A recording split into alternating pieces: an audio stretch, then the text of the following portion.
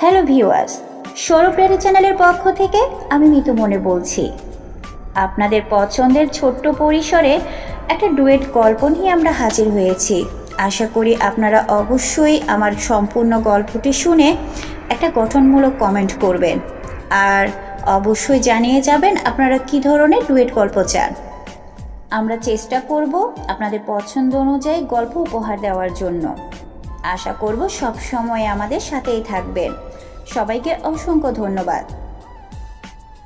জানো, মাঝে মাঝে খুব ভয় হয়। কিসের ভয়? যদি কোনো দিন তোমাকে হারিয়ে ফেলি, যদি দূরে চলে যাও। আমি কোথাও যাব না, তবে জীবন তো সব সময় এরকম থাকে না।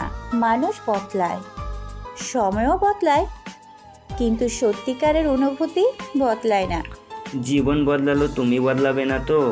তুমি জানো না তুমি আমার কতটা অভ্যাস হয়ে গেছো।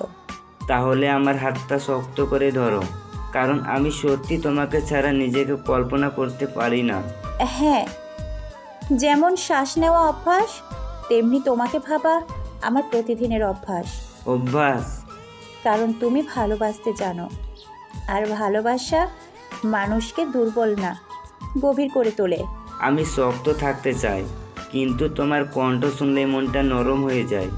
তাহলে আমরা একে অপরের আশ্রয় হব। তুমি আমার বুকের ভেতর লুকাবে, আমি তোমার কাঁধে মাথা রাখবো। যদি কোনো দিন খুব ঝড় আসে আমাদের জীবনে, প্রতিটা রাত ঘুমানোর আগে আমি একটাই প্রার্থনা করি।